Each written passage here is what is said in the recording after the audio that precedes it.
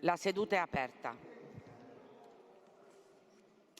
Ai sensi del comma 9 dell'articolo 127 del regolamento interno, do il preavviso di 30 minuti al fine dell'eventuale votazione mediante procedimento elettronico che dovesse avere ruolo nel corso della presente seduta. Invito pertanto i deputati a munirsi per tempo della tessera personale di voto. Ricordo che anche la richiesta di verifica del numero legale, ovvero la domanda di scrutinio nominale o di scrutinio segreto, sono effettuate mediante procedimento elettronico. Avverto che il processo verbale della seduta precedente è posto a disposizione degli onorevoli deputati che intendono prendere visione ed è considerato approvato in assenza di osservazioni in contrario nella presente seduta. Comunico che l'onorevole Burtone, oggi 18 febbraio, per motivi di salute sarà assente. Comunico che l'onorevole Catena De Luca oggi è considerato in congedo. Comunico che l'onorevole Giuseppe Lombardo oggi è considerato in congedo. L'onorevole Matteo Sciotto oggi è in congedo.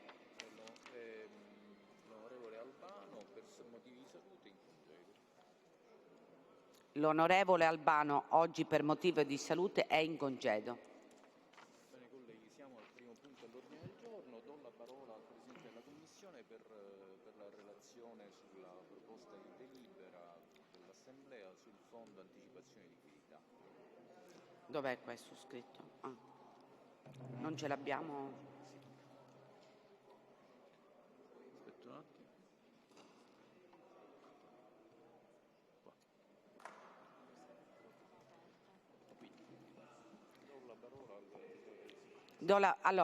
Do la parola al Presidente della Commissione per la relazione introduttiva. Prego, onorevole. Grazie Presidente. Onorevoli colleghi, la delibera di Giunta in esame si inserisce nella procedura prevista dall'ultima legge di bilancio dello Stato, legge 30 dicembre 2025 numero 199, volta a cancellare il debito contratto dalle Regioni per le anticipazioni di liquidità nei confronti dello Stato e di Cassa Depositi e Prestiti SpA. Si prevede in particolare per ciascuna Regione, da un lato, la soppressione a decorrere dall'esercizio finanziario 2025 dell'obbligo di accantonamento del Fondo di Anticipazione di Liquidità e dall'altro il versamento allo Stato di una rata annuale in sostituzione dei precedenti piani di ammortamento dei debiti in questione. Detta rata sarà determinata dalla Conferenza delle Regioni. Tuttavia, sulla base dell'attuale piano di ammortamento della Regione Siciliana per i debiti in essere relativi all'anticipazione di liquidità, la Ragioneria Generale ha effettuato un'ipotesi di stima del contributo versato allo Stato che ammonterebbe così per gli anni 2026, 2027 e 2028 rispettivamente a euro 84.085 e 84 per il 2028. Tale meccanismo opererà solamente se le Regioni comunicheranno entro il 28 febbraio 2026 al Ministero dell'Economia e delle Finanze una delibera dell'organo legislativo con l'impegno ad applicare al proprio bilancio di previsione un risultato di amministrazione che nel caso della Sicilia sarà pari all'importo determinato con riferimento ai risultati del rendiconto 2024 al netto del Fondo di Anticipazione di Liquidità e del Fondo di Crediti di dubbia esigibilità. Detto importo, sulla base del rendiconto generale per esercizio finanziario 2024 approvato dalla delibera di Giunta 36 del 29 gennaio 2026, ammonta a 10 miliardi 328 milioni. Gli effetti sul bilancio regionale del meccanismo in esame sono dunque i seguenti. Versamento annuale allo Stato dal 2026 al 2045 che negli anni 2026, 27 e 28 ammonterebbe rispettivamente a 84, 85 e 84 milioni. Il limite di 10 miliardi 328 milioni per l'applicazione del risultato di amministrazione per gli anni da 2026 al 2045. Soppressione a decorrere dell'esercizio finanziario 2025 dell'obbligo di accantonamento del Fondo di Anticipazione di Liquidità. Riguardo a tale ultimo punto, in particolare la Regione, una volta definito il giudizio di parifica della Corte dei Conti sul rendiconto generale per esercizio finanziario 2025, beneficerà della liberazione di risorse finanziarie pari a euro 1 miliardo 875 milioni, corrispondenti cioè all'accantonamento che si sarebbe dovuto operare per il Fondo di Anticipazione di Liquidità. La Commissione ha quindi esaminato la delibera di Giunta 62/2026, esprimendo parere favorevole sull'impegno che la Regione dovrà assumere ai sensi dei commi da 638 a 643 della legge 30 dicembre 2025 199. La Commissione ha altresì raccomandato al Governo di destinare una parte delle risorse che si libereranno, in quanto frutto dell'incremento dell'avanzo utilizzabile, per opere infrastrutturali strategiche quali reti autostradali, ferroviarie, portuali e aeroportuali e per interventi di salvaguardia e messa in sicurezza del territorio, con priorità per il completamento delle opere i cui progetti sono stati già in parte realizzati con lotti funzionali e per le opere per le quali vi siano già progetti esecutivi cantierabili. Grazie Presidente. Grazie Presidente. Qualcuno si iscrive per parlare? Nessuno chiede. L'assessore vuole dire qualcosa?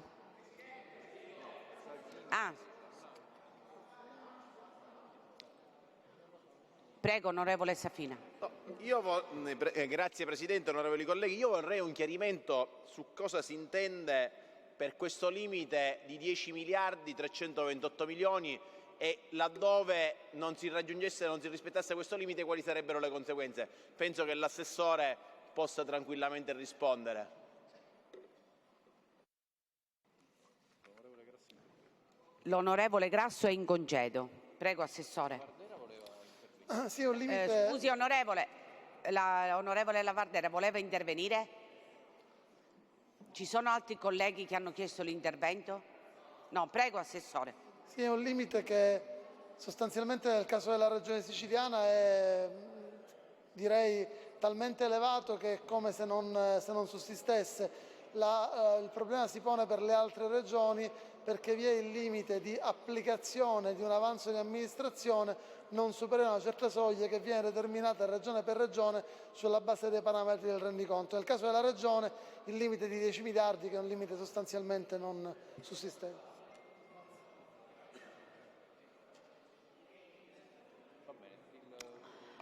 Grazie. Assessore vuole intervenire, vuole dire qualche cosa prima di metterla a voto? No, Presidente, per noi la relazione del Presidente della Commissione Bilancio mi pare sia stata esaustiva, c'è stato già un parere della Commissione Bilancio, quindi non ho elementi aggiuntivi da sottoporre all'attenzione dell'Assemblea. Grazie. Grazie Assessore. Prego, onorevole Cracolici. No, io una domanda volevo fare, forse però travalica le competenze dell'assessore al bilancio. Noi con questa operazione stiamo di fatto cancellando o estinguendo il mutuo sanità, quello che fu contratto tra il 2013, credo, insomma quello che poi portò al piano di rientro della sanità siciliana. Se ho capito bene, diciamo, l'estinzione di questi mutui di fatto elimina l'indebitamento che abbiamo contratto e che paghiamo, credo trentennale se non ricordo male. Questo vuol dire che non appena sarà assunta la delibera e inviata al Ministero dell'Economia cessa formalmente la procedura di piano di rientro della sanità siciliana? Perché questo è un tema delicato e dirimente, al fine di rientrare in una ordinarietà del sistema sanitario siciliano nelle procedure di spesa, considerato che ad oggi, allora quando fu fatto il piano di rientro, il sistema sanitario sostanzialmente era un sistema che si era rovesciato a favore della ospedalità in maniera prevalente, lasciando indietro sia la territorialità che l'attività di prevenzione propria del sistema sanitario. Ora, chiudere la stagione del piano di rientro è certamente una condizione essenziale. Ma altrettanto dico che la questione finanziaria della sanità, ricordo che noi parliamo di un bilancio, cioè per il nostro bilancio riguarda 10 miliardi l'anno circa del nostro bilancio. Altrettanto importante è che la chiusura del piano di rientro venga accompagnata da un'idea di riforma del sistema sanitario siciliano. Allora voglio sapere se il Governo, al di là dei fatti tecnico-contabili che sono contenuti in questo testo, dove sostanzialmente ad oggi dovremo ridurre le spese del bilancio approvato del 2026 e successivi di 83-84 milioni circa l'anno, salvo poi recuperarli con l'applicazione dei cosiddetti accantonamenti che però saranno liberati dalla cessazione dell'indebitamento. Ma ripeto, al di là dei fatti tecnicamente di contabilità, il nodo politico è: c'è l'intenzione del Governo di accompagnare la chiusura del piano di rientro nella sanità con una idea di riforma e di mettere in moto un'azione che possa affrontare la buona spesa nella sanità, superando quello che da oltre un decennio noi viviamo, cioè noi da oltre un decennio parliamo di tagli nel sistema sanitario, con le conseguenze che è sotto gli occhi di tutti della condizione della sanità siciliana, che al di là delle liste d'attesa pone un tema di come viene riorganizzato anche in maniera moderna l'attività territoriale, la prevenzione, i servizi connessi, uno per tutti il 118. Allora, per questo ho detto va oltre le competenze intrinseche dell'assessore alla sanità, però questo atto può essere, mi auguro, propedeutico a una chiusura di una stagione, ma se c'è chiara qual è la visione che si ha, altrimenti noi passeremo da piano di rientro a piano di rientro, e meno male che abbiamo il piano di rientro, però col danno che si è fatto nel corso degli anni, che la sanità, diciamocelo pure, alla fine è peggiorata, non è migliorata in termini di offerta e di diritto alla salute dei cittadini siciliani. Spero di essere stato chiaro. Grazie onorevole. No, un attimo, c'è l'onorevole Safina. Grazie Presidente, innanzitutto onorevoli colleghi, grazie all'assessore per le spiegazioni. Io vorrei fare delle considerazioni, oltre alle considerazioni che ha fatto l'onorevole Grecolici, che sono assolutamente pertinenti, vorrei farne altre di carattere più prettamente politico. Oggi siamo qui ad adottare questa delibera e faccio notare alla Presidenza e all'Aula come, a parte le opposizioni che sono quasi tutte presenti, c'è una sparuta truppa di deputati della maggioranza per approvare un atto che rischia di passare sotto silenzio, ma si tratta dell'applicazione sostanzialmente della liberazione di un avanzo da 1,8 miliardi di euro. E mi spiace perché su una delibera così importante avrebbe dovuto e potuto svilupparsi un dibattito serrato, come penso e immagino si sia fatto anche in Commissione Bilancio, perché ho apprezzato l'indicazione della Commissione che chiede al Governo di applicare l'avanzo per interventi importanti, quali quelli sostanzialmente della difesa del territorio, per infrastrutture strategiche. Però devo dire la verità, quest'Aula mi lascia alquanto scettico, perché sono convinto che su questo 1,8 miliardi, visto che questo è l'ultimo sostanzialmente anno di legislatura, si rovesceranno gli appetiti dei colleghi e della maggioranza di governo che vorrà fare man bassa per preparare manovre elettorali da miliardi di euro. E questo obiettivamente va contro gli interessi delle siciliane e dei siciliani, che invece da queste risorse dovrebbero attingere spazi e margini per uscire dalle crisi che attanagliano i nostri settori produttivi. Questa mattina con l'onorevole Di Pasquale e con tutta la terza commissione abbiamo audito la Coldiretti per ciò che attiene alla crisi del settore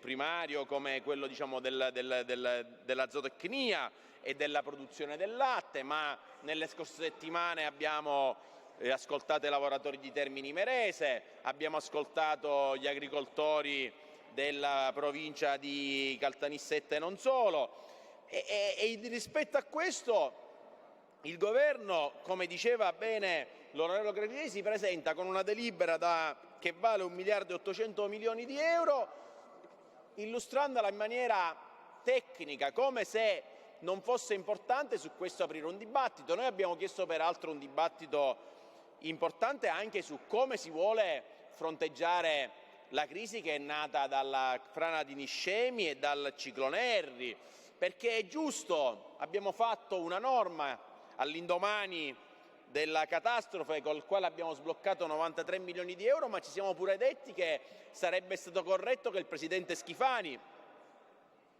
o forse sarebbe meglio parlare direttamente con la Meloni, visto che la Presidente del Consiglio sostanzialmente snobba il Presidente della Regione siciliana, snobba anche, a dire il vero, il Ministro Musumeci, che è il Ministro della Protezione Civile, ma al di là di chi snobba chi, sarebbe il caso, visto le ingenti risorse e vista la necessità di programmare interventi sul territorio che devono il più possibile attenuare gli effetti dei cambiamenti climatici, sviluppare un dibattito alla presenza del Presidente della Regione, il quale dovrebbe dirci su cosa punta e non con il solito bluff al quale abbiamo assistito, lo ricorderà quest'Aula, quando per la prima volta si parlò dei fondi FSC. Se vi ricordate, i fondi FSC, l'onorevole Sunzeri ne fece anche una battaglia, furono discussi solo per capitoli, quando invece in passato si era sempre discusso di quali interventi si dovevano concretamente finanziare. Ebbene, poi finanziare quello che è accaduto lo sappiamo tutti, si fece un accordo per titoli anche col Governo e dopodiché il Governo regionale decise quali opere finanziare e quali no, sottraendo risorse a molti interventi che invece sarebbero stati meritevoli di apprezzamento. E allora quest'Aula oggi manifesta quello che già le scorse settimane avevano platealmente rappresentato, ossia che la maggioranza di governo non esiste, ma esiste solo nel momento in cui c'è da spartirsi la carne e poi lasciare l'osso.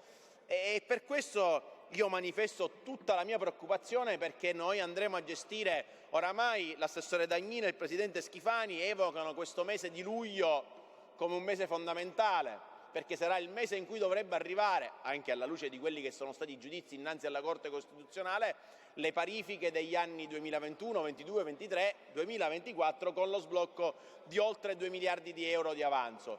Ebbene, io sono contento che i siciliani possano godere di casse sane e piene di risorse. Sono preoccupato perché queste risorse non sono convinto che voi abbiate in testa come gestirle e peggio ancora sono convinto che abbiate in testa di gestirle male e solo per preparare la prossima campagna elettorale, al di là di quello che è il merito delle questioni che invece i siciliani e le siciliane si aspettano di vedere affrontate da un governo che, a prescindere da chi lo rappresenta, dovrebbe comunque essere responsabile. Grazie. Safina. Qualcun altro vuole parlare? No. Prego, Assessore. Veloce. Grazie.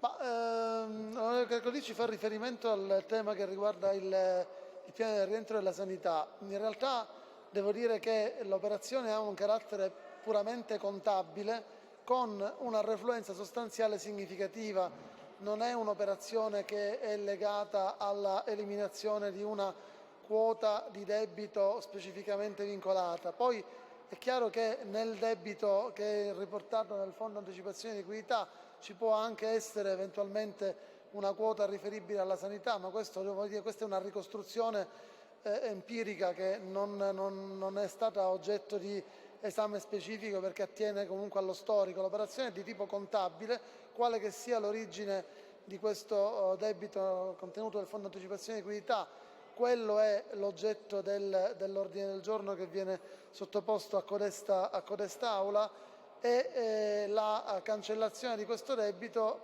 prescinde dalla causa per cui il debito è stato contratto.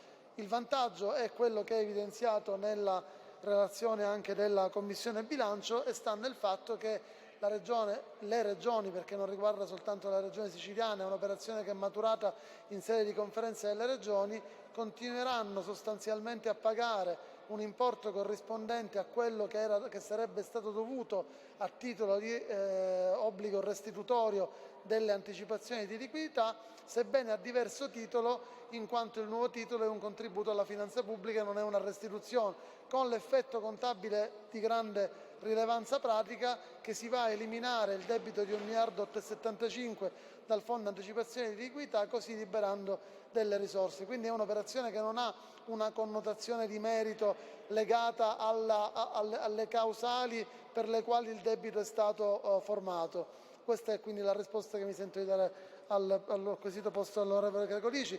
E in relazione a quanto osservato dall'onorevole Safina, è chiaro che nel momento in cui avremo questa ulteriore liberazione di risorse che si andrebbe a accumulare con i 2,3 miliardi legati all'avanzo già registrato in sede di rendiconto, sarà necessario, credo, in quella sede aprire certamente un ampio dibattito. Non dubito che sarà piuttosto ampio il dibattito sulle modalità di spesa di quei maggiori importi. Grazie. Grazie Assessore. Ok colleghi, mettiamo in votazione la delibera numero 12 del 2026. Chi è contrario si alzi, chi è favorevole resti seduto. La delibera viene approvata. Ora c'è l'ordine del giorno numero 517 che è sul tablet. No, perché volevano prima la firma. Va bene. Si vota per alzate e sedute e comunque c'è il numero legale. Il numero legale c'è, in ogni caso si vota per alzata e seduta. Prego, onorevole.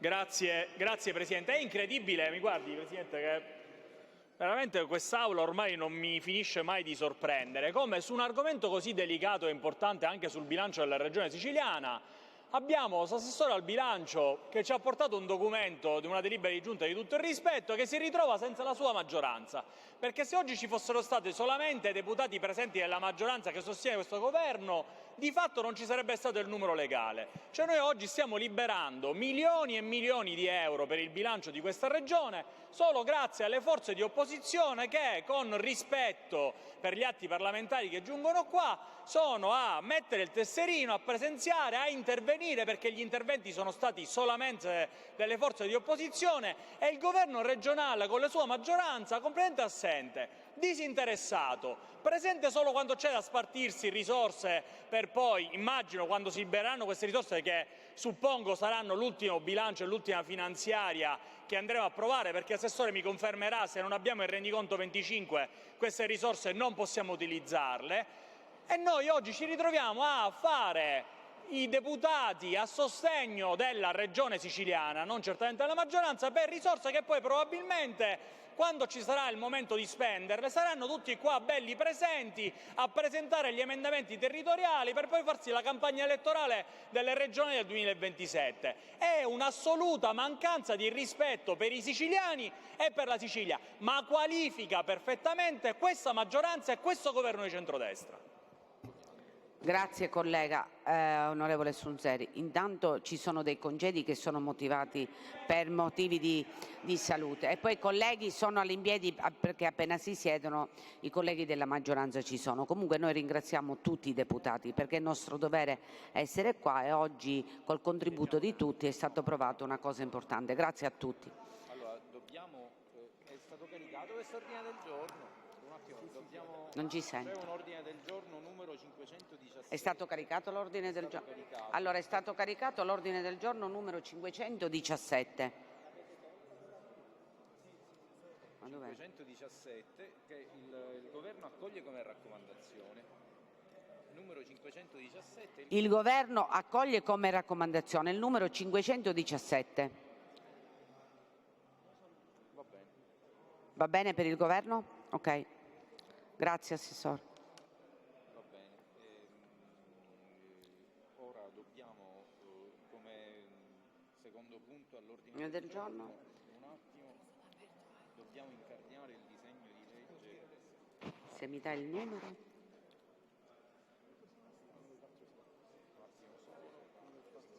Gentilmente lo prende il numero del disegno di legge? La Commissione qual è la disegno di legge? Sì, oggi. Allora, intanto invito la quinta commissione a prendere posto. Invito la quinta commissione a prendere posto. Che incardiniamo il disegno di legge numero 947, riconoscimento di Comiso, città della pace. Incardiniamo il disegno di legge numero... Ho chiesto alla Commissione di accomodarsi e incardiniamo la quinta commissione. L'onorevole Ferrara, Presidente, per il Prego, onorevole. numero 947. Disegno di legge numero 47. Il relatore è l'onorevole Chinnici, se vuole fare la relazione. Onorevole Chinnici, farà lei la relazione? Perfetto, grazie. L'onorevole Ferrara si deve sedere al banco della Commissione. L'onorevole Ferrara. Onorevole Ferrara, lei è il Presidente della Commissione. Deve andare al banco della Commissione. Riconoscimento di Comiso, città della pace. Presidente, posso approfittare intanto per un ricordo di una persona che ci ha lasciato in questi giorni? Prego, onorevole. Sì. No, volevo ricordare a quest'Aula che nei giorni scorsi ci ha lasciato un grande imprenditore, un editore palermitano e siciliano, un editore libero, indipendente, Mario Palumbo, che per 40 anni ha diretto la casa editrice Palumbo, fondata dal padre Giovan Battista Palumbo nel 1939. Penso che molti in quest'Aula avranno studiato da libri come l'Albanese o il Marrone, l'istituzione di diritto romano. Per quanto riguarda chi è laureato in lettere, invece ricorderà il Petronio o il Luperini Cataldi. Sono testi, oltre 7.000 testi, che questa casa editrice piccola, forte, resistente, resiliente, indipendente, palermitana, ha pubblicato appunto in questa lunga storia. Mi sembra giusto ricordarlo, anche perché 2 anni fa il Presidente Mattarella ha insignito Mario Palumbo di un'importante onorificenza, ma nello stile di questa persona c'era l'assoluta umiltà, mitezza, e quindi abbiamo scoperto di questa onorificenza soltanto appunto dopo la sua morte. Quindi volevo portare il ricordo, la memoria, il cordoglio alla famiglia, a tutta l'azienda, la casa editrice Palumbo, che davvero è un vanto, un orgoglio per la Sicilia e per l'Italia intera. Grazie, Presidente. Grazie, onorevole Chinnici. Sì. Prego. L'Assemblea si unisce al ricordo dell'onorevole Chinnici. Prego, onorevole, può iniziare a fare la relazione. Sì. Sì, grazie Presidente. Dunque il disegno di legge in questione appunto ha come titolo Riconoscimento di Comiso, città della pace. Il primo firmatario è l'onorevole Di Pasquale, è stato presentato dal Partito Democratico, fatto proprio dalla Commissione tutta. Questo disegno di legge vede il riconoscimento appunto di Comiso come una delle più importanti capitali mondiali del pacifismo. Sappiamo che negli anni '80 Comiso fu protagonista in anni assolutamente difficili di una mobilitazione straordinaria relativa appunto alla pace. Ricordiamo l'impegno di Pio La Torre, che riuscì a portare oltre 100.000 persone a Comiso e a raccogliere oltre 1 milione di firme. Grande a tal proposito anche l'impegno delle donne, i movimenti delle donne, che si riunirono anche nel gruppo chiamato la Ragnatela, sulla scorta anche dei movimenti delle donne inglesi. E ci piace ricordare anche l'impegno di Angela Bottari, che subì in quell'occasione anche una carica della polizia. Molte donne furono arrestate, furono fermate e Angela Bottari, da parlamentare nel 1983, firmò poi 2 interrogazioni parlamentari per capire che cosa era veramente accaduto in quei giorni così terribili. Ecco, in questi giorni e in questi mesi in cui veramente i venti di guerra sono così forti, in questi giorni ricorre il 4° anno dell'anniversario dell'inizio della guerra in Ucraina, per non parlare ovviamente del genocidio palestinese e anche dei cadaveri restituiti dal mare. Sono 13 cadaveri in queste ore proprio dal Mar Mediterraneo. Ci sembra importante puntare il focus su Comiso, perché dalla Sicilia possa tornare oggi, come allora e più di allora, un grido di pace anche che si faccia concretezza e che aiuti a ricostruire un lessico della pace, che ci aiuti a ridire la pace con parole anche nuove. E allora il testo è molto snello, sono soltanto 5 articoli, ma sono appunto significativi. L'articolo 1 richiama i principi pacifisti a cui la nostra regione intende ispirarsi, in armonia con la Costituzione e con gli obblighi internazionali. Il 2° articolo prevede il riconoscimento appunto di Comiso come città della pace. L'articolo 3 prevede la costituzione di un comitato Comiso Città della Pace, stabilendone la composizione. L'articolo 4 affida al Comitato il compito di proporre iniziative culturali per la promozione della cultura della pace. L'articolo 5 prevede infine, a cura del Comitato stesso, l'elaborazione di un programma di iniziative da tenersi in un'apposita settimana della pace. Crediamo con questo disegno di legge di dare un contributo fattivo, perché le istituzioni hanno un dovere anche pedagogico e perché il Mediterraneo possa tornare a essere, come diceva Pio La Torre, un Mediterraneo mare di pace. Grazie. Grazie onorevole Chinnici. Ha preso di parlare un attimo l'onorevole Di Pasquale. Per gli emendamenti diamo il termine a venerdì alle ore 12. Siamo in discussione generale, quindi Prego onorevole Di Pasquale, siamo in Sì. discussione generale, inizia lei. Grazie. Signor Presidente, io la ringrazio per avermi dato la parola. Questo disegno, ringrazio la relatrice, l'onorevole Chinnici, per aver illustrato bene il disegno di legge e di averne spiegato quelle che sono le motivazioni. Oggi perché pensare a un disegno di legge che vede Comiso città della pace? Proprio una legge che sancisce questo passaggio.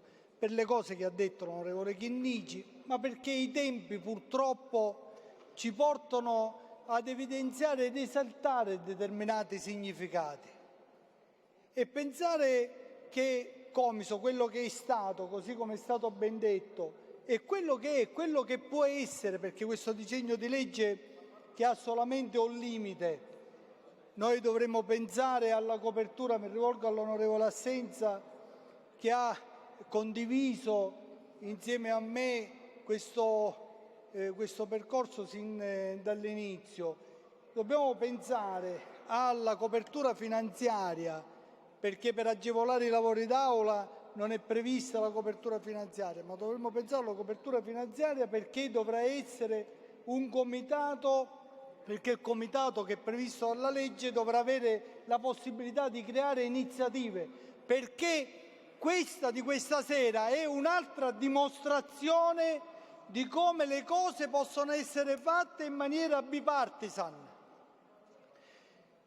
Ho ringraziato l'onorevole Chinnici, così come ringrazio l'onorevole Saverino, perché da componenti del Partito Democratico hanno seguito in Commissione il disegno di legge. Ma non posso non ringraziare il Presidente dell'Assemblea, che si è assunto l'impegno, condividendone i significati, di portare al più presto questo disegno di legge, che è già pronto da un poco di tempo, e così come anche il Presidente Ferrara, che lo ha seguito mettendolo all'ordine del giorno, perché noi siamo minoranza, abbiamo bisogno della maggioranza, così come la maggioranza ha bisogno di noi, l'abbiamo dimostrato nel precedente atto, e ci sono delle cose che ci devono vedere lavorare insieme. Lo abbiamo fatto ieri per le quote, per l'intervento di civiltà, per questa battaglia che non è stata solo una battaglia delle donne. Mi permetto di dire che le donne in questa assemblea sono 15. È diventata legge perché ci sono state le donne, ma in maniera trasversale anche gli uomini, che hanno voluto chiudere una vicenda che era una vicenda che andava chiusa. L'abbiamo fatto tutti insieme. Così come tutti insieme in maniera bipartisan siamo intervenuti immediatamente dopo il ciclone Harry per dare una serie di per fare un intervento e per impegnare alcune risorse, così come abbiamo fatto, e questa sera ci rivediamo perché c'è stato un percorso in maniera bipartisan che ci ha visto su un tema importante come la pace, su quello che deve essere fatto tutti insieme. Questo è un disegno di legge che ha visto la condivisione dei colleghi ovviamente della provincia, in prima persona del collega Senza, che è anche di Comiso, oltre ad essere il capogruppo di Fratelli d'Italia, ma che ha visto i sindaci anche dei territori, perché noi abbiamo presentato degli ordini del giorno come Partito Democratico nei vari comuni che hanno avuto il sostegno anche delle forze di centrodestra nei comuni, a partire dal comune di Comiso, a partire dal suo sindaco, dalla sua maggioranza, e così anche per gli altri comuni della provincia di Ragusa. Quindi sia ieri che oggi è bello registrare che questa capacità di trovare sintesi su temi importanti.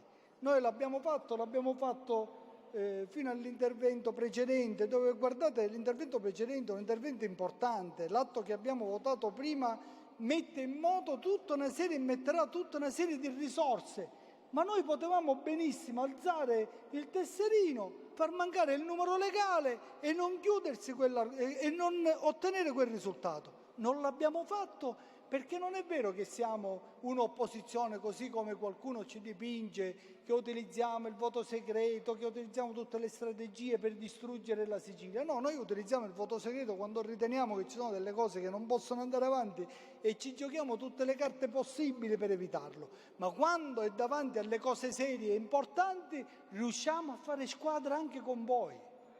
Riusciamo a fare squadra anche con voi, e così come voi riuscite a fare squadra anche con noi, e questo è un altro degli elementi che si aggiunge al nostro lavoro. Grazie onorevole Di Pasquale. Ha chiesto di parlare l'onorevole Gilistro.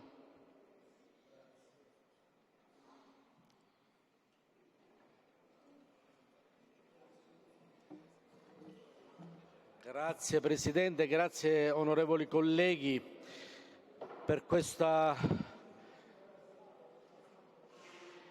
Presidente, onorevole Chinnici, mi rivolgo a voi. Grazie Presidente, grazie onorevoli colleghi. Qualche mese fa da questo scranno mostrai come in un documento stilato dalla Comunità Europea in un articolo si esortasse le scuole a educare alla cultura della guerra. Educare alla cultura della guerra. Quindi, onorevole Chinnici, onorevole Ferrara, Presidente, grazie 50 volte per questo disegno di legge, perché, come ha detto l'onorevole Di Pasquale, qui veramente dimostriamo di che cosa siamo fatti.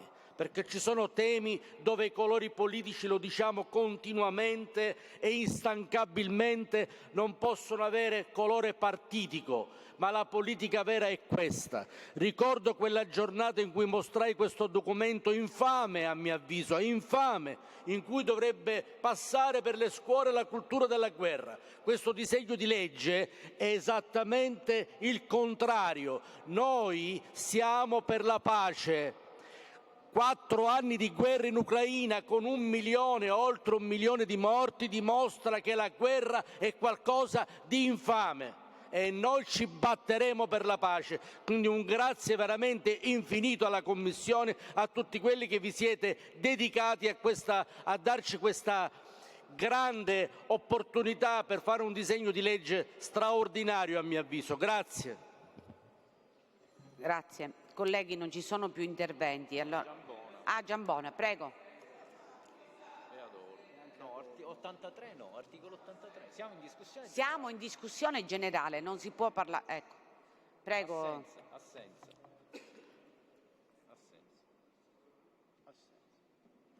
Allora, Giambona ha chiesto di parlare l'onorevole Giambona. Poi l'onorevole Assenza e poi nessuno.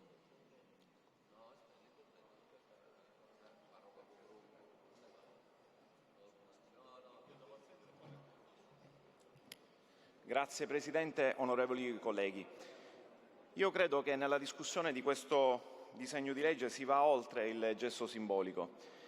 Si vuole portare avanti un'idea concreta di una società che oggi debba ripudiare ogni forma di violenza e di guerra. E per questo ringrazio tutti i parlamentari che hanno lavorato a questo disegno di legge. Un ringraziamento particolare a Nello Di Pasquale, a tutti i componenti della 5ª Commissione che oggi portano all'Aula uno strumento che ci permette di ricordare ciò che successe a partire dal 1982 a Comiso, in quella straordinaria stagione in cui si è certificato il simbolo della resistenza storica contro ogni forma di armamento, contro ogni forma di minaccia nucleare.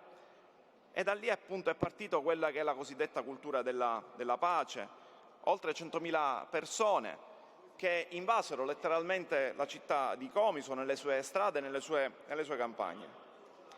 Ma oggi c'è da dire che il tema è drammaticamente attuale. Il tema delle guerre in giro nel mondo sono drammaticamente attuali.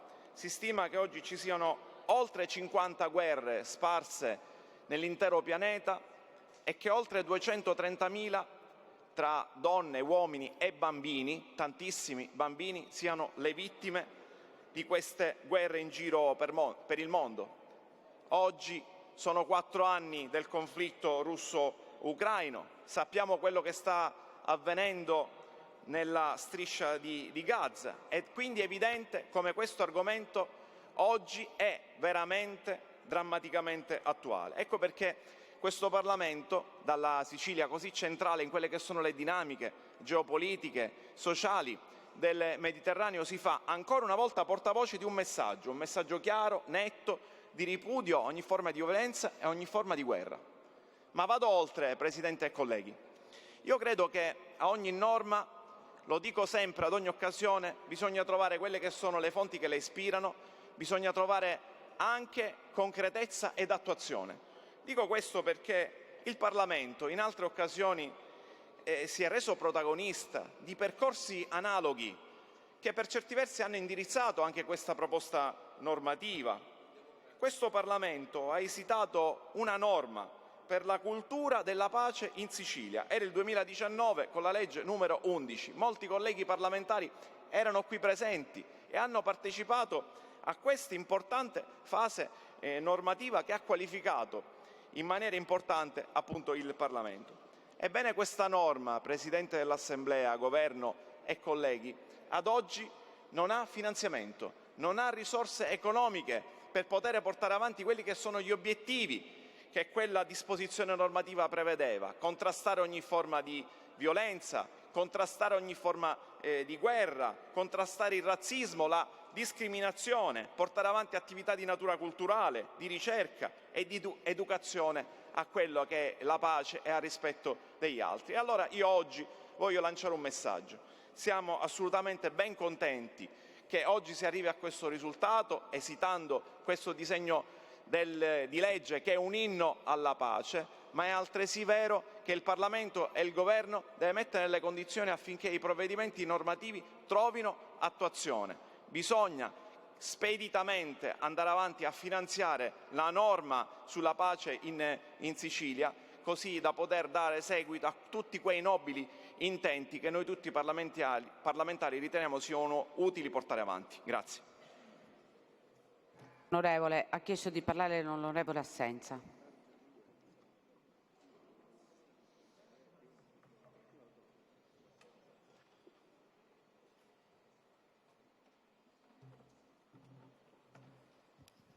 Sì, Presidente, grazie. Questa iniziativa che ha avuto come primo firmatario l'onorevole Di Pasquale, e il quale ha avuto anche la amabilità di informarmi dell'iniziativa e di chiedermi l'opinione, e io ho dato subito e spontaneamente la mia adesione, credo che segni un momento importante per questa Assemblea e per l'intera regione siciliana. Al di là della città di Comiso, che è giusto che da simbolo della militarizzazione del territorio, quale è stata negli anni '80, oggi e nel corso degli anni sia invece diventata e diventi sempre di più simbolo del sentimento di pace che deve aleggiare pur nei momenti più bui, quali sono quelli attuali, in cui la forza e il suono, la voce delle armi purtroppo sovrasta al sentimento di solidarietà fra i popoli. Credo che questa iniziativa legislativa sia assolutamente importante. Come è importante, Assessore Dagnino, cercare nella prossima finanziaria di reperire dei fondi che poi possono essere assolutamente modesti. Non chiediamo milioni di euro per finanziare una norma, ma decine di migliaia di euro credo che possano trovare ingresso fra le pieghe della prossima manovra finanziaria per finanziare una norma di questo tipo che può essere utile. Io ho avuto l'avventura di essere in quegli anni vice pretore della pretura di Comiso, all'epoca c'erano le preture, e spesso devo dire di essermi trovato a contatto con le manifestazioni pacifiste su ruoli diversi, perché qualcuno magari cercava di arrampicarsi ai cancelli, di entrare a forza nella base e veniva naturalmente fermato dai carabinieri e dalle forze dell'ordine, poi il fermo veniva convalidato, nel 90% dei casi veniva subito rimesso in libertà, perché era chiaro che lo spirito era quello di testimoniare a favore della pace e non altro.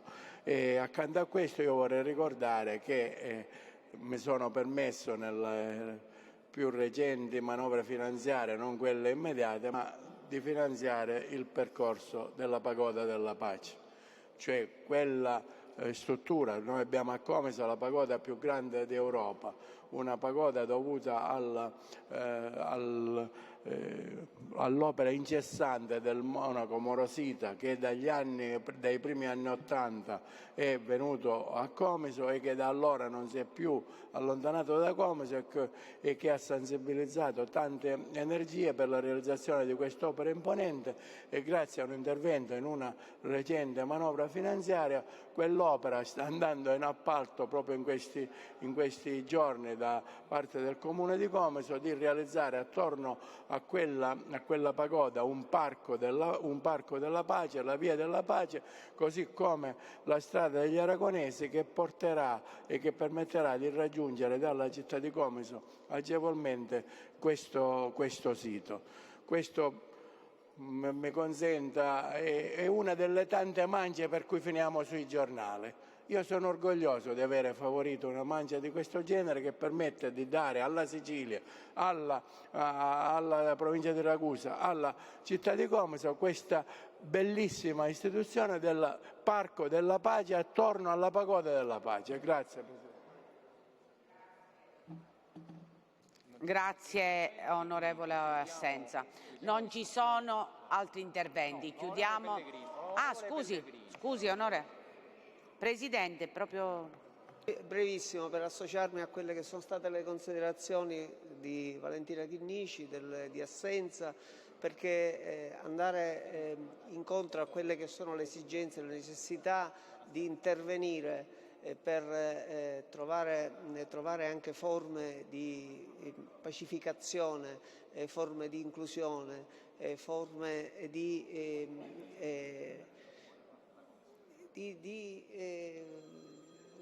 soggetti che magari hanno bisogno di solidarietà, che hanno bisogno di serenità nella loro vita. Io mi riferisco anche a Gaza, noi abbiamo dimenticato in questo momento la situazione di Gaza, ma Gaza c'è ancora, il problema di Gaza c'è ancora, ci sono i filmati dei ragazzini che cercano cibo, che piangono per il cibo. È necessario non tenere la barra dritta, la schiena dritta e cercare di trovare anche delle soluzioni, anche per i 58 paesi. Ci sono 58-60 paesi ancora nel mondo dove c'è la guerra.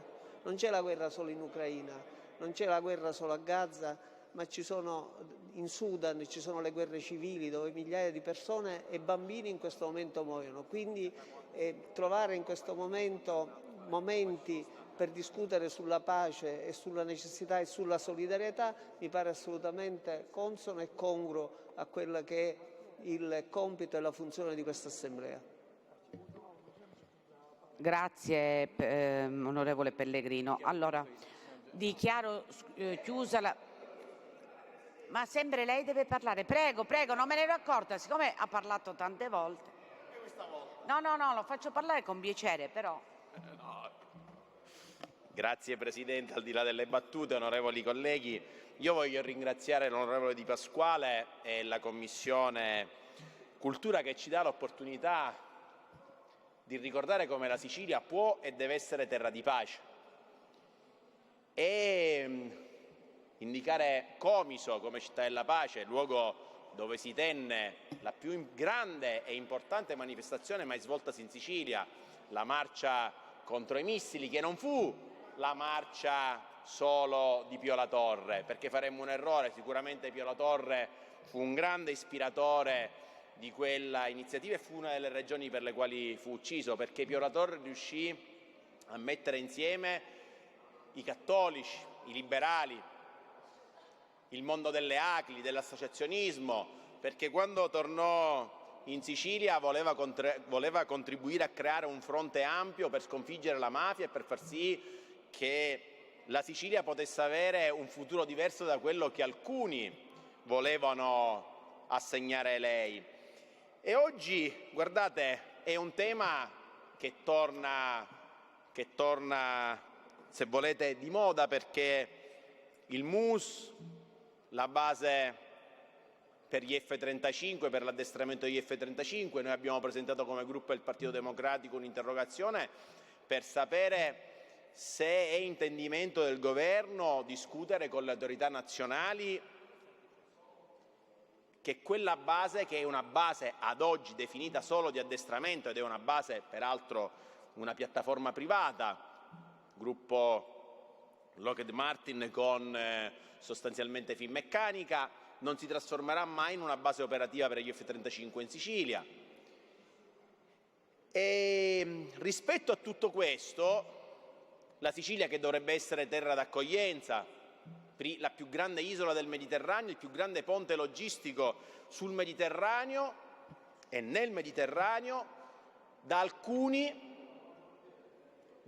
vuole essere trasformata in base logistica militare per le missioni in Medio Oriente, per risolvere le crisi che riguardano il Nord Africa. Noi oggi stiamo lanciando un chiaro segnale.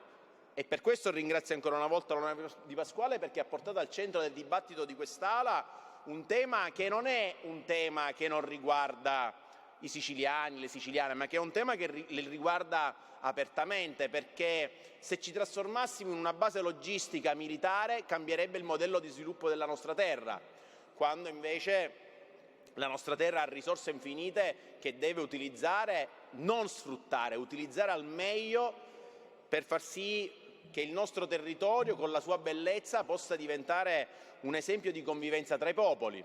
E allora stiamo facendo bene, e ringrazio anche l'onorevole Assenza per aver ricordato che Comiso può, meglio di tante altre città, rappresentare una piattaforma di pace, perché è anche una città dell'inclusione. E dunque spero che anche questa volta quest'Aula possa esprimersi all'unanimità, come ha fatto in altre occasioni, per far sì che arrivi un messaggio chiaro a chi oggi governa il nostro Paese. Noi non siamo quelli che vogliamo violare la Costituzione facendo gli osservatori al Board of Peace di trampiana impostazione. Noi siamo quelli che invece siamo per il multilateralismo, siamo quelli che vogliamo che l'ONU svolga una funzione e che la Commissione europea, l'Unione Europea svolga una funzione fondamentale per riportare la pace in Medio Oriente, per evitare che si giochi con i paesi che non sanno nemmeno cos'è la democrazia. Alcuni dei paesi che sono stati invitati al Board of Peace, diciamo, sono iscritti dai paesi che non rispettano i diritti umani, la Bielorussia, una tra tutte, l'Arabia Saudita, altra nazione dove la tutela dei diritti umani, diciamo, non è al primo posto dell'agenda politica. Allora la Sicilia è in controtendenza oggi, può essere in controtendenza, e mi auguro veramente che l'unanimità su questo disegno di legge si possa trovare e che si possano, l'onorevole Assenza richiamava alle mancette, che si possano anche stanziare risorse adeguate per far sì che dalla Sicilia possa venire un grande messaggio di pace per l'Europa, per il mondo e per i paesi che, come diceva anche l'onorevole Giambona, oltre 50 sono le guerre che si combattono in tutti gli emisferi attualmente, possano veramente trovare la pace e un duraturo sostegno alla politica dei diritti e dell'inclusione. Grazie. Grazie onorevole. Allora, la discussione generale è chiusa. Ricordo che il termine per gli emendamenti è venerdì, giorno 20 alle ore 12. Adesso hanno chiesto di parlare l'ex articolo. Ecco, votiamo il passaggio agli articoli. Chi è favorevole resti seduto, chi è contrario si alzi. È approvato e si inizierà a votare martedì 24 tutti gli articoli.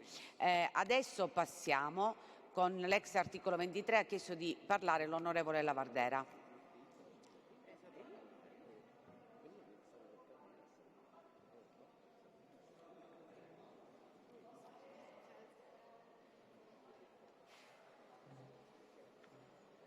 Sì, Presidente, grazie per la parola, onorevoli colleghi, Governo. Ritengo che quest'Aula non possa concludersi facendo finta di quello che accade, non facendo finta di quello che accade fuori. Non possiamo far finta di nulla rispetto all'ennesima notizia di cronaca che ha visto protagonista, guarda caso, un nuovo deputato della maggioranza, e se non ci sarebbe da quasi piangere o da ridere, mi verrebbe da dire, caro Assessore, ne resterà soltanto uno, perché tra arrestati, tra indagati, tra rinviati a giudizio, sostanzialmente, diciamo, è un accerchiamento a tutti gli effetti, no?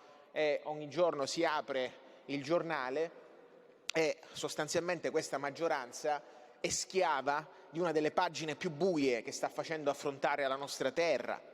Ora, con rispetto del garantismo, della caratteristica propria che fino a sentenza definitiva si è innocenti, con questa storia della solfa del garantismo state riducendo la Sicilia alle pagine più buie degli ultimi 20 anni, e il silenzio latente del governatore Schifani, del capogruppo Pellegrino, sempre pronto a fare comunicati stampa, sempre pronto a dire le cose, il silenzio arrestano un deputato di Forza Italia, non spiccicate una parola per affari, guarda caso, afferenti a finanziarie, per affari afferenti a dazione di denaro. Vedrà la magistratura il corso che farà, ma ovviamente quando c'è da prendere la parola non parlate. E questa sedia, la sedia di Schifani, vuota rispetto a questi fatti dirimenti che portano la nostra regione nelle prime pagine dei giornali nazionali. State in silenzio, in pieno regime omertoso, quasi, il far finta di nulla. Speriamo che passi subito, speriamo che non se ne accorgano. Allora, l'arresto di Mancuso rientra in una vicenda ben più ampia che non può limitarsi soltanto all'arresto di un deputato. Ricordo che Mancuso è stato determinante per la vittoria del centrodestra a Caltanissetta, ha determinato la vittoria di Tesauro, ha determinato la vittoria del campo del centrodestra. Noi già qualche settimana fa, insieme alla consigliera Petitto e all'onorevole Miceli, abbiamo fatto una conferenza stampa a Caltanissetta dove abbiamo ampiamente raccontato a tutti gli effetti un sistema politico marcio che parte dalla città di Caltanissetta e che si propaga anche alla città metropolitana. Allora, rispetto a questi fatti, io comprendo l'imbarazzo, anch'io fossi in voi mi proverei imbarazzo e vergogna e stupore e chiederei riunioni operative. Ma Mancuso è riuscito a, come dire, aprire un nuovo squarcio, perché ancora Forza Italia era l'unico dei partiti a non essere coinvolto da vicende giudiziarie. Mi verrebbe da dire di esprimere solidarietà ai colleghi della Democrazia Cristiana che sono stati presi di mira, di petto, rispetto al fatto che nessuno di loro è stato arrestato, eppure è stato messo alla gogna mediatica. Guardate, la Vardera che dà solidarietà alla Democrazia Cristiana è una notizia incredibile. Però ecco il peso, i due pesismi di questo governo, i due pesismi di affrontare le cose a convenienza, quando gli va bene, quando i problemi ce li hanno Forza Italia, ce l'avete in casa, il silenzio la fa da padrona. Allora questo è il punto in cui avete portato questa regione. Domani apriremo i giornali, stasera guarderemo il TG1, vedremo il CG5, l'ennesimo arresto di un deputato. Allora, in questi casi verrebbe da dire che un passo indietro è d'obbligo. Non avete più numeri in quest'Aula, non avete più deputati, non riuscite a farvi approvare nemmeno una legge. Stamattina abbiamo letto sui giornali che ovviamente il presidente Galvagno dice è una Caporetto, è una tragedia, non riusciamo più nemmeno a portare a casa dei risultati.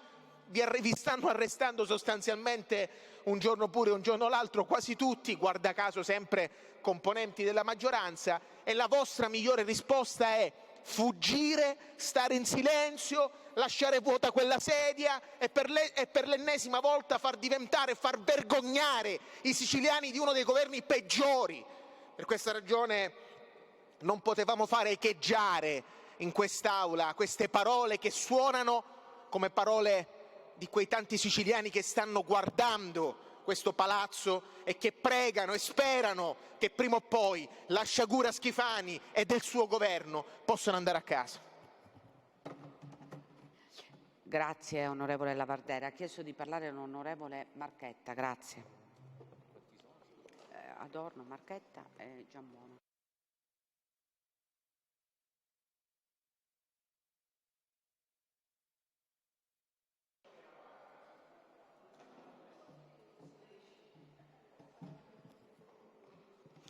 Signor Presidente, cari colleghi, intervengo oggi per portare all'attenzione di quest'Aula una vicenda che riguarda lavoratrici e lavoratori OSSE che tra maggio e giugno del 2020 hanno prestato attività di lavoro subordinato presso l'ASP di Agrigento con la qualifica di ausiliari specializzati. Nel momento più drammatico e incerto della nostra storia recente, l'inizio della pandemia da Covid-19. Parliamo di settimane in cui il Paese era paralizzato dalla paura, in cui le misure di sicurezza non erano ancora chiare, gli ospedali non erano attrezzati ed il personale sanitario operava in condizioni di rischio assoluto. Eppure, questi lavoratori non si sono tirati indietro. Hanno accettato di lavorare mettendo a repentaglio la propria vita per il bene comune e per la tutela della salute collettiva. Furono reclutati tramite una graduatoria regolarmente approvata. I loro contratti ebbero una durata di 3 mesi. Nonostante le ripetute richieste di proroga e la piena disponibilità a continuare il servizio, quei contratti non furono rinnovati. L'esperienza maturata, seppur intensa e ad altissimo rischio, è rimasta così limitata a soli 3 mesi. Con la delibera del direttore generale dell'ASP di Agrigento numero 816 del 7 novembre 2024, quel periodo di lavoro non è stato ritenuto utile ai fini della stabilizzazione, in quanto inferiore al requisito temporale previsto. Una decisione che non può essere condivisa, perché appare profondamente lesiva nei diritti di questi lavoratori.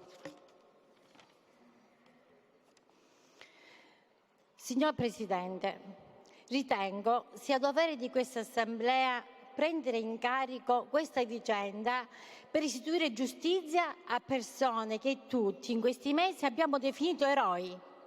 Hanno lavorato a stretto contatto con pazienti affetti da Covid-19 quando ancora non esistevano protocolli chiari, quando molti di noi erano chiusi in casa. Oggi forse quella memoria si è affievolita. Io non voglio dimenticare e spero che neppure voi vogliate farlo.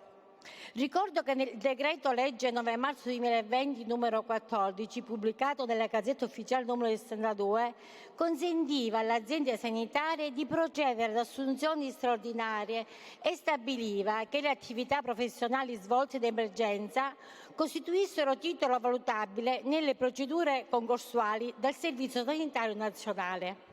Eppure a questi lavoratori non è stato riconosciuto alcun titolo, anzi sono stati esclusi dalle procedure di stabilizzazione. Il requisito di 18 mesi di servizio previsto dalla normativa vigente, applicata in modo rigido, ha prodotto una grave disparità di trattamento. A parità di posizione in graduatoria, titolo e competenza, ad alcuni è stata concessa la proroga del contratto, consentendo loro di maturare l'anzianità richiesta. Ad altri, invece, la proroga è stata negata, impedendo di raggiungere lo stesso requisito. Una scelta indiscrezionale che ha determinato una palese violazione del principio di uguaglianza sancito dall'articolo 3 della Costituzione. Non si tratta di mettere in discussione le assunzioni effettuate durante la pandemia, che sono state giuste e necessarie. Si tratta di non dimenticare chi per primo ha rischiato la vita, senza tutele, senza certezze, quando il pericolo era massimo. Per queste ragioni invito la Commissione, l'assessore e il Governo regionale a prendere atto di quanto rappresentato oggi in quest'Aula, affinché si possa finalmente riconoscere il giusto diritto a questi lavoratori e restituire dignità a chi ha servito lo Stato nel momento più buio, con coraggio, senso del dovere e spirito di sacrificio. Grazie. Grazie onorevole Marchetta. Ha chiesto di parlare l'onorevole Adorno.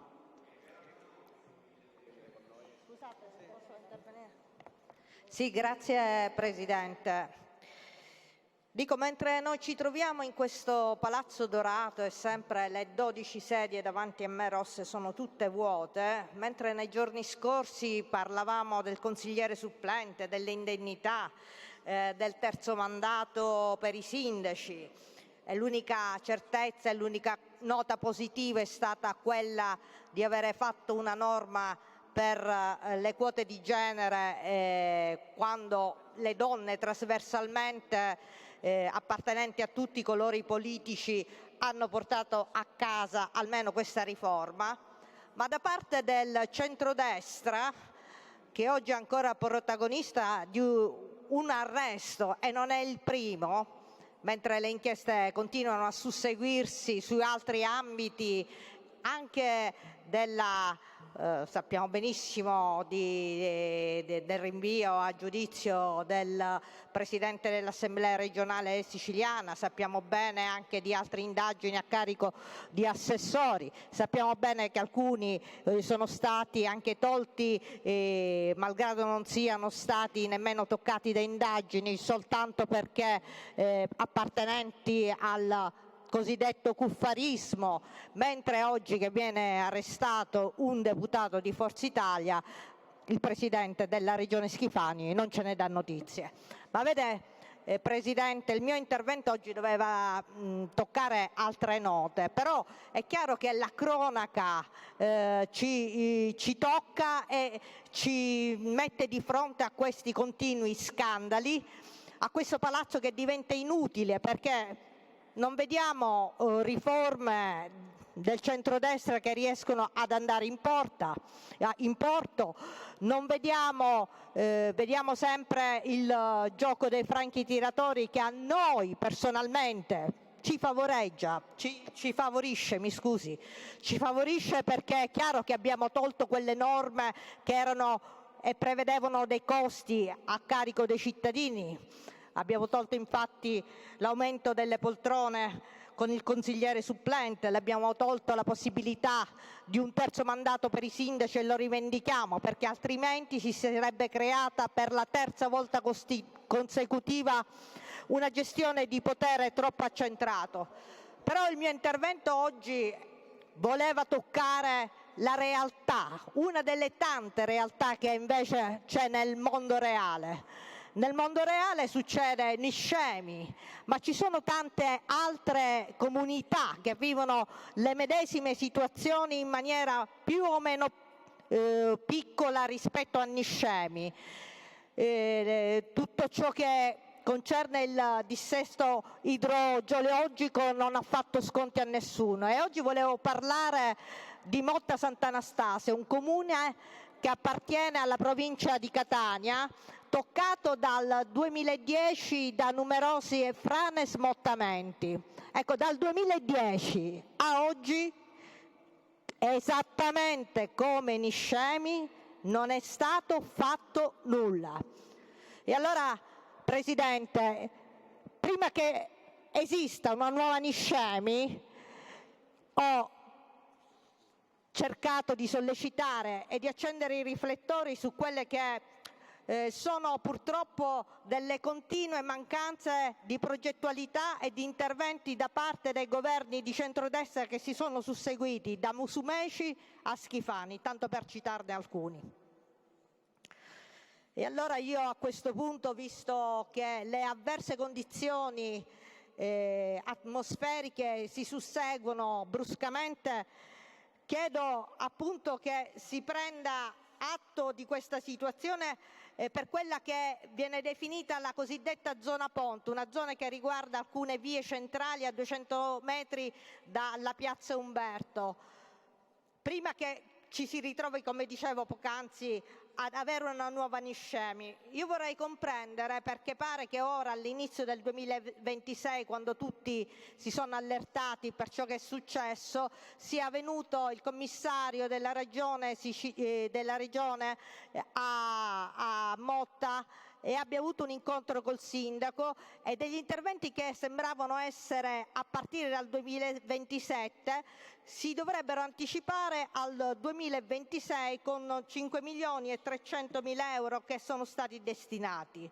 Vorrei comprendere quale sarà il cronoprogramma di questi interventi e vorrei soprattutto comprendere quali siano le intenzioni rispetto allo stato d'emergenza. E le spiego il perché. Perché in questo momento ci sono delle strade chiuse proprio per quei fenomeni di smottamento e di frane e tutto ciò ha creato una serie di difficoltà dal punto di vista economico per quelle attività produttive che risiedono in quell'area, per quelle famiglie che sono state evacuate da quelle zone. Ecco, rispetto a tutto questo chiediamo delle celeri risposte e chiediamo che venga per quelle famiglie, per quelle attività dichiarato lo stato di emergenza.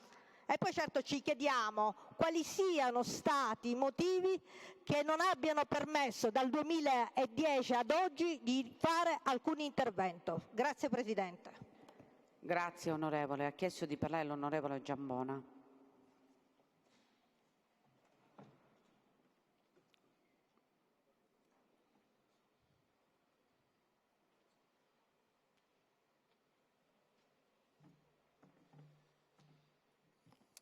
Grazie Presidente, onorevoli colleghi, Governo che a dire il vero non vedo, ed è oramai una costante che abbiamo avuto modo di registrare specialmente nell'ultimo periodo di questi lavori d'Aula, una situazione che obiettivamente squalifica questa istituzione e anche noi che vogliamo rappresentare i siciliani e le istanze che intendiamo portare avanti in questa Aula e in questo Palazzo.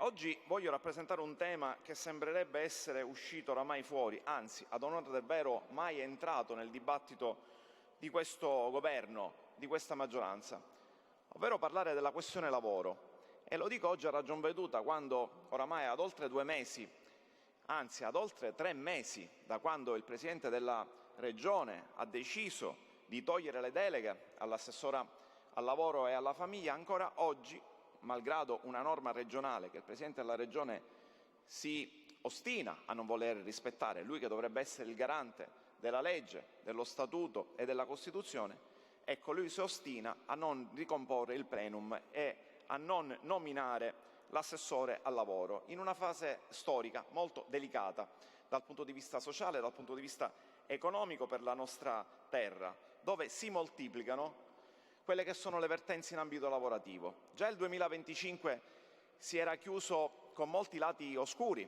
Io ricordo a me stesso, ne abbiamo discusso in tante occasioni, la questione della vertenza Almaviva, 500 lavoratori impiegati in Sicilia in un periodo storico molto particolare, quello del Covid, che ad oggi ancora aspettano delle risposte.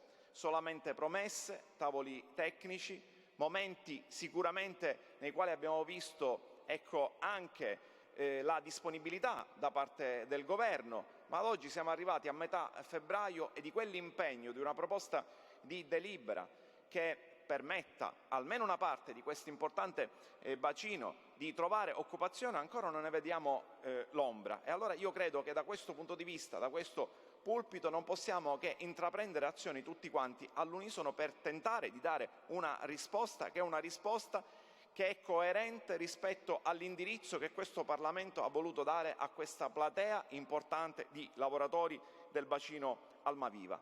Ma non è solamente la questione Almaviva. Ieri l'altro sono stato ad accogliere insieme ai sindacati una platea importanti lavoratori che lavorano da oltre 2 anni per l'ARPA, 95 lavoratori impiegati in tutta la Sicilia che rischiano di essere tagliati fuori perché la scadenza del contratto è il 28 di febbraio, malgrado vi sia una norma nazionale che prevede la possibilità di prorogare e di stabilizzare. Io non capisco il motivo per cui questi lavoratori, che tra l'altro stanno garantendo dei servizi essenziali sulla salvaguardia, la tutela e il monitoraggio del nostro territorio, dei nostri mari e dei nostri fiumi, come possiamo pensare di portare avanti un'azione così importante in un periodo così delicato di attenzione alla nostra terra, quando noi parliamo di fragilità, quando noi parliamo di cambiamenti climatici?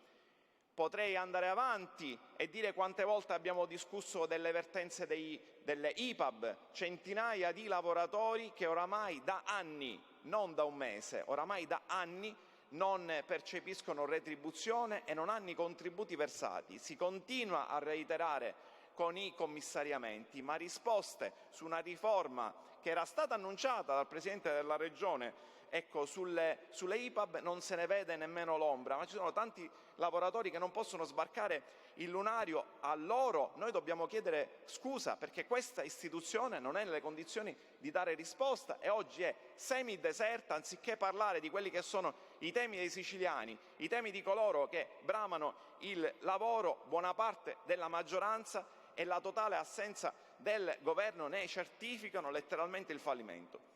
In questo contesto avviene qualcosa di assolutamente delirante a livello nazionale, perché fino ad oggi molte categorie di lavoratori hanno sopravvissuto con gli ammortizzatori sociali. Penso al settore metalmeccanico, penso alle aree di crisi complessa come Gela, come Termini Imerese. Ebbene, la doccia fredda di un paio di giorni fa, quando scopriamo che il Governo nazionale ha deciso di tagliare letteralmente i fondi per la mobilità in deroga. Significa che 107 famiglie di Termini Imerese, 55 di Gela, per parlare della nostra Sicilia, non riceveranno, almeno a breve, alcun ammortizzatore sociale, e stiamo parlando di 450 euro al mese. Stiamo parlando di una miseria, di risorse che comunque per loro sono vitali. In tutto questo manca l'assessore al lavoro. Manca l'assessore al lavoro, io credo che tutto questo sia vergognoso, in una terra che è avara di occasioni, in una terra che deve meritarsi un riscatto. L'assenza per oltre 3 mesi dell'assessore al lavoro certifica come non ci sia veramente attenzione da questo punto di vista rispetto a una Sicilia che debba avere speranza. E io ritengo che a queste condizioni, con questo Governo, speranza non ce ne possa essere. Grazie. Grazie onorevole Giammona. Allora colleghi, l'Aula viene rinviata a martedì 24 alle ore 15. Prego. Sì. Vabbè, Presidente, il collega Lavardera lancia la pietra ma poi va via. Mi dispiace, io non sono abituato senza il contraddittore a esplicare quelle che sono le mie ragioni o le ragioni di un mio eventuale dissenso. Lo fa ovviamente Lavardera in assenza di un contraddittore che è il collega Mancuso. Noi siamo troppo responsabili di Forza Italia e troppo rispettosi della magistratura e quindi non pretendiamo che non ci siano processi mediatici, pretendiamo che non ci siano processi politici, pretendiamo che non ci siano processi illiberali contro ogni forma di garanzia e anzi secondo quelle che sono le regole del giustizialismo e del populismo. Quindi noi siamo stati sempre rispettosi nei confronti di tutti indagati ed imputati di tutti i partiti, imputati e indagati dei 5 Stelle, imputati ed indagati, ricordiamo già il Presidente del Consiglio di Roma, del Consiglio Comunale di Roma, lasciamo stare, che è stato applaudito al suo rientro, lasciamo stare questo. Non voglio fare nomi proprio perché noi non abbiamo mai criticato e mai avanzato giudizi prima di un processo. Quindi io capisco che ci possono essere delle critiche, capisco che ci possono essere anche delle affermazioni politiche, ma certamente che si faccia un processo in un'aula che non è quella giudiziaria, che ci sia una prevaricazione di un potere politico che noi rappresentiamo rispetto al potere giudiziario, questo noi non lo possiamo consentire, perché il processo mediatico, il processo sociale, il processo politico, ho sempre detto, non ha difesa e non ha appello. Grazie onorevole Pellegrino. Sì, prego onorevole Cambiano. Grazie Presidente. Il Movimento 5 Stelle è stato chiamato in causa dall'intervento del capogruppo.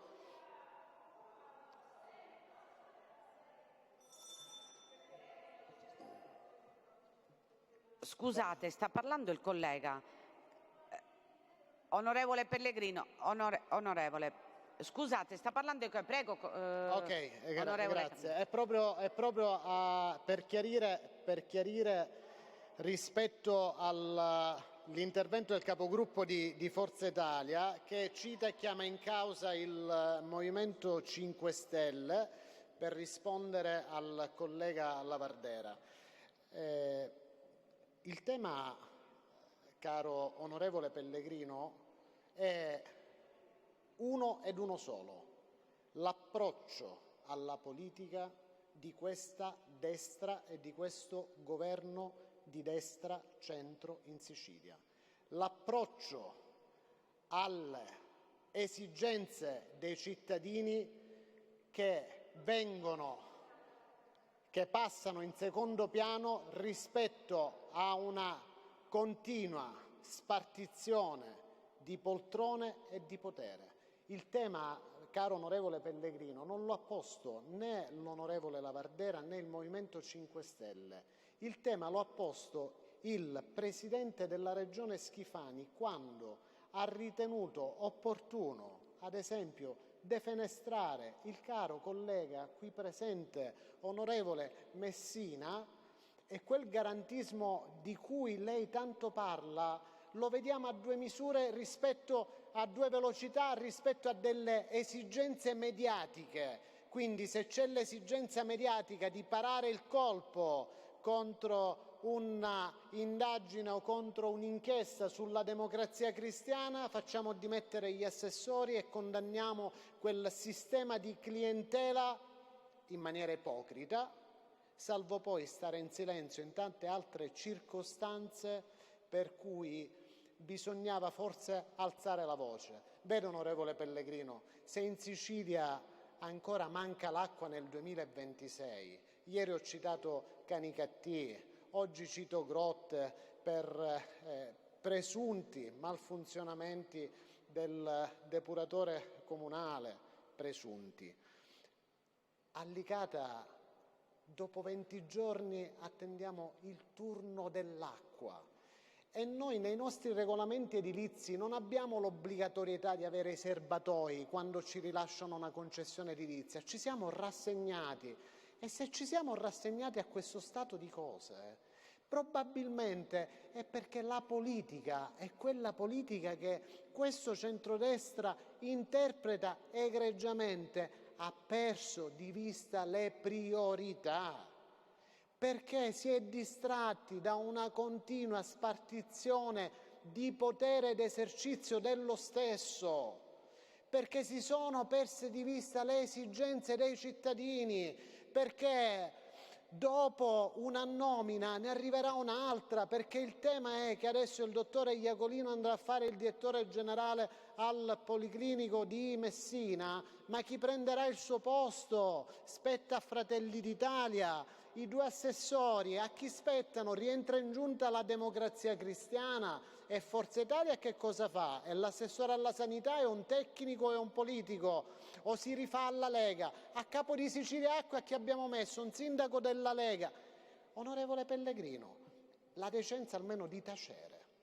La decenza almeno di tacere rispetto a un approccio marcio alla politica e la decenza di non chiamare in causa e di non citare il Movimento 5 Stelle che in questi 3 anni di malgoverno di centrodestra ha tenuto un atteggiamento responsabile come oggi, permettendovi di approvare atti fondamentali che vanno anche a beneficio della comunità.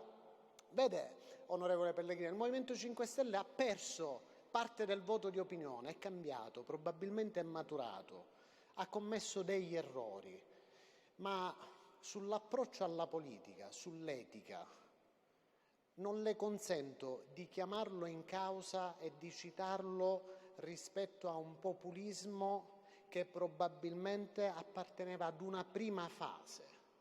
Il Movimento 5 Stelle ha pagato anche in termini di consenso per degli errori che sono stati commessi, ma ha fatto tante cose buone e anche in questo percorso di questa legislatura ha dimostrato di avere le carte in regola per poter dare un contributo per scardinare quel sistema marcio e quel modo di far politica che non consente a questa terra di progredire. Grazie. Grazie onorevole Cambiano. Prego onorevole Pellegrino. fatto personale. Io comprendo e capisco che l'onorevole Cambiano non ha ben percepito quello che ho detto. No, non l'ha ben percepito, perché ognuno vuole comprendere e capire quello che vuole capire, e non è così, perché si deve comprendere quello che si dice e si deve essere attenti a quelle parole, specialmente quando sono pesate. Io ho detto tutt'altro. Io ho detto che Forza Italia, che io in questo momento rappresento, non si è mai permessa di criticare a livello nazionale chiunque sia stato imputato o indagato in attesa di un giudizio di colpevolezza o di assoluzione. Perché noi siamo rispettosi, dicevo, della magistratura, siamo rispettosi della Costituzione, siamo rispettosi dell'articolo 27 della nostra Costituzione. E io non ho detto assolutamente, non volevo offendere assolutamente né 5 Stelle né neanche gli altri, perché sono assolutamente garantista. E che cosa ho detto? Ho detto che se c'erano imputati, ma ovviamente non parlavo della Sicilia perché ho fatto riferimento a fatti nazionali, ho detto che se ci sono indagati o imputati noi non ci permettiamo di fare affermazioni così gravi. Si può dire è stato indagato, sì è vero, ma pronunciare sentenze di condanna senza conoscere gli atti, io mi riferisco alla Vardera, non è assolutamente ammissibile, anzi devo dire che è illiberale ed ingiusto, specialmente per la persona, perché dobbiamo considerare che ogni imputato, ogni indagato ha una famiglia. Ogni imputato e indagato ha un suo lavoro, ogni imputato o indagato ha una sua relazione sociale, ogni imputato, ogni indagato ha un suo sentimento e quindi non può assolutamente essere pregiudicata prima di una sentenza definitiva di condanna, come vuole l'articolo 27 della nostra Costituzione. Non può essere pregiudicata la vita di una persona, come venne per esempio pregiudicata la vita di Enzo Tortora. E quindi è questo a cui io mi riferivo, e se per caso il Movimento 5 Stelle, che è qui presente in questo momento, ha ritenuto di essere offeso, io me ne scuso.